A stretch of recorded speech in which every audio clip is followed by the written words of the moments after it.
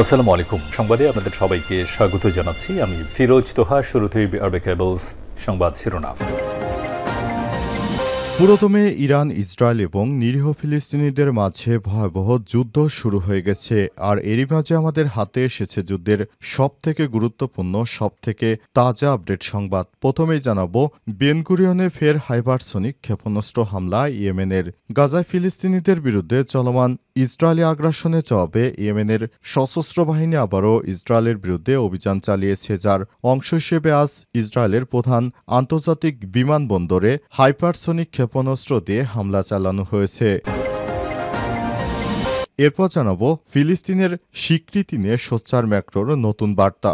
গাজা ইস্যুতে দ্বিরাষ্ট্রভিত্তিক সমাধান ও ফিলিস্তিন রাষ্ট্রের স্বীকৃতি দেওয়ার বিষয় সম্প্রতি বেশ সোচ্চার হয়েছে ফরাসি প্রেসিডেন্ট ইমানুয়েল ম্যাক্রো। কিছুদিন আগেই তিনি গাজায় ইসরায়েলি আগ্রাসন বন্ধ এবং ফিলিস্তিনকে রাষ্ট্র হিসেবে তার দেশ স্বীকৃতি দেবে বলে ঘোষণা দেন তিনি। এদিকে সাক্ষাৎকারে ইরানি প্রেসিডেন্ট বললেন, নতুন বিশ্ব ব্যবস্থায় মুসলিম দেশগুলোকেই নেতৃত্ব দিতে হবে। ইরানের প্রেসিডেন্ট মাসুদ পেজিশকিয়ান জোর দিয়ে বলেছেন, মুসলিম দেশগুলোর কাছে বিপুল সম্পদ, অসাধারণ মানব সম্পদ, সমৃদ্ধ ও সংস্কৃতি ও গৌরবময় ঐতিহ্য এবং উপাদানগুলোকে কাজে লাগিয়ে তারা নতুন বৈশ্বিক ব্যবস্থায় গুরুত্বপূর্ণ ভূমিকা পালন করতে চায়। জানাবো, কমছে ভারতের অর্থনৈতিক প্রবৃদ্ধি। ভারতের অর্থনৈতিক প্রবৃদ্ধি ক্রমহারে হ্রাস পাচ্ছে। গত 4 বছরের মধ্যে সর্বনিম্ন স্থানে রয়েছে। ট্রাম্পের শুল্ক নীতির কারণে আরও ধস নামতে পারে ভারতের অর্থনীতিতে, চাপে পড়তে পারে মোদী সরকার। এবং সর্বশেষ জানাবো, ছাত্রদল সভাপতির পদ থেকে পদ হারানোর গুঞ্জন, যা বলেন সাধারণ সম্পাদক। বাংলাদেশ জাতীয়তাবাদী দল ছাত্রদলের কেন্দ্রীয় সভাপতি রাকিবুল ইসলাম রাকিব পদ হারিয়েছে। শুক্রবার সকাল থেকে সামাজিক যোগাযোগ মাধ্যমে এমন গুঞ্জন ছড়িয়ে পড়েছে। তার পদ হারানোর বিষয়টি সত্য নয় বলে নিশ্চিত করেছে দলের সাধারণ সম্পাদক নাসির উদ্দিন নাছির। আজ বিকাল 4:45টার দিকে তিনি এ বিষয়ে একটি পোস্ট দিয়ে বিষয়টি নিশ্চিত করেছেন। প্রিয় দর্শক, এতক্ষণ শুনছিলেন সংবাদ শিরোনাম, এবারে বিস্তারিত। তবে তার আগে বন্ধুরা, অনুরোধ থাকবে সংবাদটিতে একটি লাইক দিন। এই চ্যানেলে আপনি নতুন হয়ে থাকলে আমাদের সংবাদটি দেখতে দেখতে চ্যানেলটি সাবস্ক্রাইব করে রাখুন। কমেন্ট করে বন্ধুরা আপনার মূল্যবান মতামত জানিয়ে দিন আপনি বিশ্বের কোন দেশ থেকে বা বাংলাদেশের কোন স্থান থেকে আমাদের সংবাদটি দেখছেন এবং শুনছেন। আর বন্ধুরা, গাজা যুদ্ধে আপনি যদি নিরীহ ফিলিস্তিনিদের ভালোবেসে থাকেন, কমেন্টে ইয়েস লিখে বিশ্ববাসীকে জানিয়ে দিন। সংবাদটি আপনার সোশ্যাল মিডিয়া ফেসবুকে শেয়ার করে বন্ধুদেরও দেখার সুযোগ করে দিন। এবারে বিস্তারিত। বেন গুরিয়নে ফের হাইপারসনিক ক্ষেপণাস্ত্র হামলা ইয়েমেনের। গাজায় ফিলিস্তিনিদের বিরুদ্ধে চলমান ইসরায়েলি আগ্রাসনের জবাবে ইয়েমেনের সশস্ত্র বাহিনী আবারও ইসরায়েলের বিরুদ্ধে অভিযান চালিয়েছে, যার অংশ হিসেবে আজ তেল আবিবের বেন গুরিয়ন বিমানবন্দরে একটি হাইপারসনিক ক্ষেপণাস্ত্র দিয়ে হামলা চালানো হয়েছে। পেস টিভির বরাতে মেহের নিউজ জানিয়েছে, ইয়েমেনি সশস্ত্র বাহিনীর মুখপাত্র ব্রিগেডিয়ার জেনারেল ইয়াহিয়া ছারি বলেছেন, ইসরায়েলি আগ্রাসন বন্ধ না হওয়া পর্যন্ত এবং গাজায় অবরোধ পুরোপুরি না তুলে নেওয়া পর্যন্ত ফিলিস্তিনিদের প্রতি ধর্মীয়, নৈতিক ও মানবিক দায়িত্ব পালনে ইয়েমেন তার অভিযান চালিয়ে যাবে। তিনি এ সময় হুঁশিয়ারি দিয়ে বলেছেন, যদি ইসরায়েল ইয়েমেনের উপর কোনো ধরনের হামলা চালায়, তাহলে ইয়েমেনও উপযুক্ত প্রতিশোধমূলক হামলা চালাবে, যার মধ্যে অন্যতম হল বেন গুরিয়ন আন্তর্জাতিক বিমানবন্দর থেকে বিমান চলাচলে নিষেধাজ্ঞা অব্যাহত রাখা। ইসরায়েলের বিরুদ্ধে ইয়েমেন একটি কৌশলগত নৌ ও আকাশপথ অবরোধ আরোপ করেছে, যাতে করে ইসরায়েলের কাছে সামরিক সরঞ্জাম পাঠানো বন্ধ করা যায় এবং গাজায় চলমান গণহত্যার বিরুদ্ধে আন্তর্জাতিক মহলের মনোযোগ আনা যায়। ইয়াহিয়া ছারি আরও বলেছেন, ইয়েমেনি বাহিনী তাদের প্রতিশোধমূলক অভিযানের গতি বৃদ্ধি করে ইসরায়েলের অধিকৃত ভূখণ্ডের গভীরে হামলা চালাবে। এই অভিযান চলবে যতদিন না ইসরায়েলকে তার সামরিক আগ্রাসন বন্ধ করে এবং গাজার উপর চাপানো কঠোর অবরোধ পুরোপুরি তুলে নেয়। এ অবস্থায় দখলদার ইসরায়েলের অবস্থা বর্তমানে খুবই খারাপ পর্যায়ে রয়েছে। ফিলিস্তিনের স্বীকৃতি নিয়ে সোচ্চার ম্যাক্রোর নতুন বার্তা।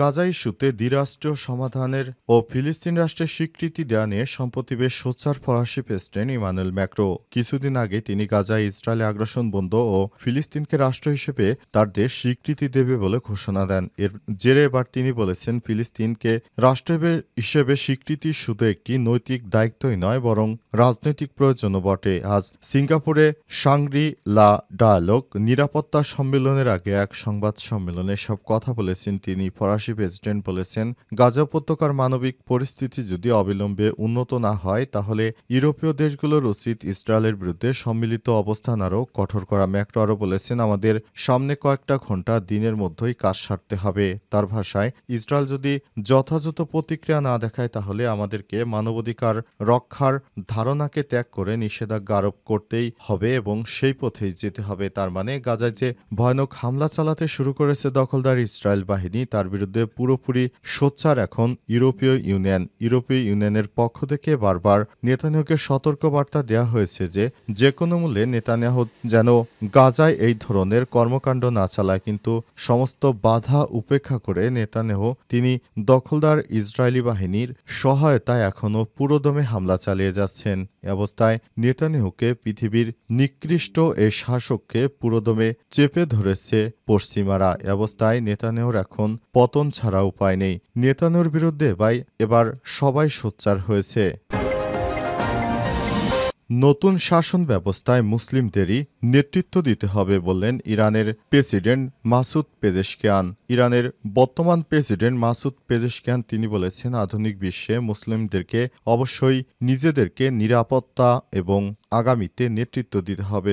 এ কারণে পুরো বিশ্ব ব্যবস্থায় মুসলিমদেরকে এগিয়ে আসতে হবে, কারণ মুসলিমরা একমাত্র শক্তি যারা কখনোই হার মানবে না যুক্তরাষ্ট্রের কাছে।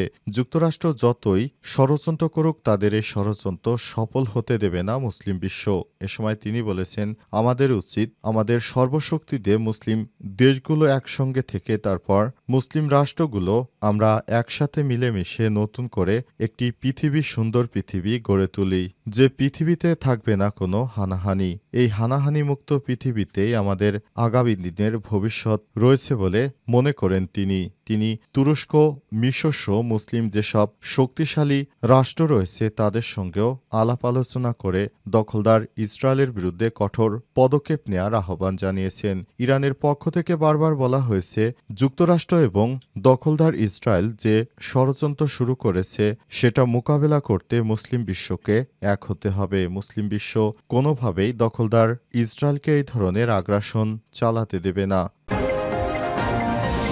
ছাত্রদল সভাপতির পদ হারানোর গুঞ্জন, যা বললেন সাধারণ সম্পাদক। বাংলাদেশ জাতীয়তাবাদী ছাত্রদলের কেন্দ্রীয় সভাপতি রাকিবুল ইসলাম রাকিবের পদ হারিয়েছে। আজ সকাল থেকে সামাজিক যোগাযোগ মাধ্যমে এমন গুঞ্জন ছড়িয়ে পড়ে তার পদ হারানোর বিষয়টি সত্য নয় বলে নিশ্চিত করেছে দলের সাধারণ সম্পাদক নাসির উদ্দিন। আজ বিকাল 4:45টার দিকে তিনি এ বিষয়ে একটি পোস্ট দেন। তিনি লিখেছেন, টানা অনেক দিন বৃষ্টিতে ভিজে দলীয় কর্মসূচি পালন করায় বাংলাদেশ জাতীয়তাবাদী ছাত্রদলের সভাপতি রাকিবুল ইসলাম রাকিব ঠান্ডা জ্বরে আক্রান্ত হয়েছেন, তাই আজ কোনো কর্মসূচিতে অংশগ্রহণ করতে পারেননি তিনি। এ সময় তিনি লিখেছেন, আমি তার সুস্থতা কামনা করছি। সাধারণ সম্পাদক আরও লিখেছেন, ছাত্রদলের সভাপতি শারীরিক অসুস্থতার সময় নানা ধরনের ভিত্তিহীন গুজব ছড়িয়ে পড়েছে। দেখেছি এগুলো সবই উদ্দেশ্যমূলক এবং বিভ্রান্তিকর প্রোপাগান্ডা। আপনারা সবাই এই ধরনের গুজব পরিহার করুন। এর আগে শুক্রবার দুপুরে মুজাহিদ বিল্লা নামে একজনের ফেসবুকে লিখেছেন, সিনিয়রদের সঙ্গে বেয়াদবি করায় পদ হারিয়েছেন তিনি। ছাত্রদলের সাধারণ সম্পাদক আরও বলেছেন, এ বিষয়টি আমাদের অবশ্যই সতর্ক থাকতে হবে, কারণ ছাত্রদলের সভাপতি পদত্যাগ করেননি, কিন্তু অনেকেই বলছে তিনি পদত্যাগ করেছেন। এ বিষয়গুলো আমাদেরকে অবশ্যই মনে রাখতে হবে। এ সময় অন্তর্বর্তীকালীন সরকারের সমালোচনা করেছেন তিনি বলেছেন, বাংলাদেশে একটি গণতান্ত্রিক পথে নির্বাচনের জন্য অবশ্যই অন্তর্বর্তীকালীন সরকারের নির্বাচন দেওয়া গুরুত্বপূর্ণ, কিন্তু দেরিতে নির্বাচন দিয়ে বাংলাদেশকে সংকটের ভিতরে ফেলতে চাইছে অন্তর্বর্তীকালীন সরকার। অন্তর্বর্তীকালীন সরকারের কখনোই উচিত না এই ধরনের কর্মকাণ্ড করা। সুতরাং অন্তর্বর্তীকালীন সরকারের উচিত নতুন করে খুব দ্রুত সময়ের মধ্যে নির্বাচনের রোডম্যাপ দেওয়া। আমাদের নেতা তারেক রহমান বিদেশ থেকে জানিয়েছে, ডিসেম্বরের মধ্যে নির্বাচন চাই। সুতরাং আমাদের নির্বাচন দিতে হবে। নির্বাচন ছাড়া বিএনপির আর কোনো চা নেই, শুধু নির্বাচন চাই বিএনপি।